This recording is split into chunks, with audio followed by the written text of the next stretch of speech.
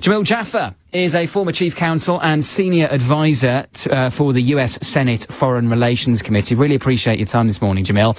President Trump now threatening to blockade the Strait of Hormuz. What does that involve in practice? Well, I'm not sure exactly what he means by blockade, because, of course, that's what the Iranians have been doing this whole time and shutting down that strait to the 20% of the world's oil supply that passes through it. I think what he means is retake control and allow the shipping that we want to go through the straits.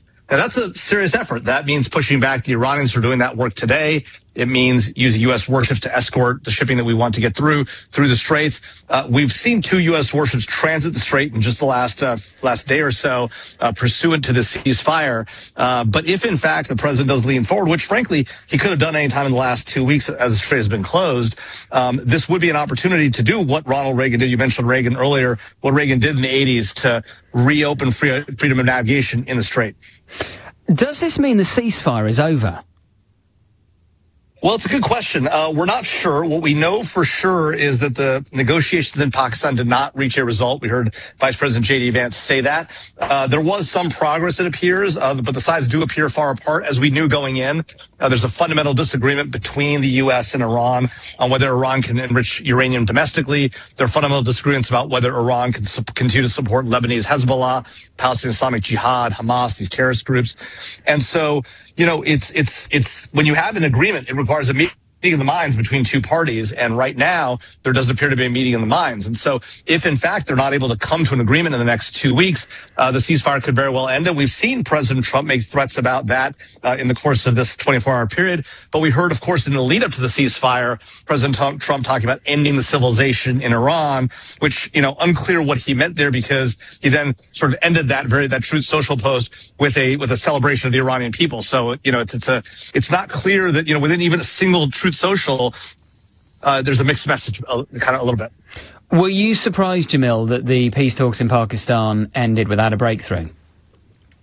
No, I think it was very clear going into it. There wasn't even a meeting of the minds on the ceasefire itself. The Iranians claimed that the U.S. had agreed to, and Israel had agreed to not attack Lebanon. Clearly, both the U.S. and Israel did not believe that was the case.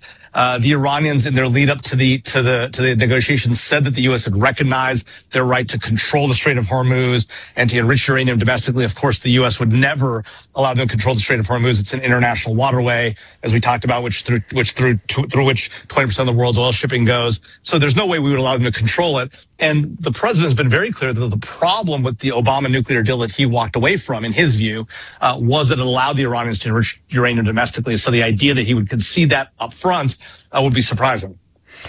So this now looks, if he's threatening to blockade the Strait of Hormuz, this looks like a further escalation, which raises the question, could this war now drag on for months? It's certainly possible if, in fact, what is necessary to get the Iranians to the table to do a deal that President Trump wants to do, it may require restarting some amount of a conflict, whether that's forcing shipping through the strait or conducting additional attacks on Iran. What it certainly shouldn't turn into is this idea of some sort of civilizational destruction or attacks on power plants wantonly or the like. That being said, if a power plant is a military target, it is certainly appropriate in a time of war to hit power plants and bridges. And so the question just is, in what context and how much? And just finally, Jamil, what do you make of my broader argument this hour that potentially, and look, we don't know for certain, none of us can read the tea leaves of history before they are laid out, but could this mark the moment that America's role as the world's greatest superpower comes to an end? Well, I certainly hope that's not the case. And you lay out I think an important argument that people should hear about this idea that if you're going to get into this fight, you need to complete it and you need to end it on terms that where the U.S. is actually successful, not just where you're saying there's been success. And that may be one of the challenges President Trump will face, because he is tiring of the war. That much is clear. It's clear that oil prices have been difficult for him politically. But if he's going to be successful, he's got to stay the course and finish what he began. And if he doesn't, to your point, then the question becomes, what does that mean for Iran? Does it embolden them? Does it embolden them to get a nuclear weapon? You know, does it harm U.S. capability and influence worldwide? That's certainly a very realistic possibility. And so I think you've laid out a strong case for that. I do think it turns on how the president now reacts if, in fact, Iran puts its foot down and says it's not going to negotiate and needs domestic enrichment. If the president concedes that, I think you're right. That could create significant problems for U.S. credibility long term.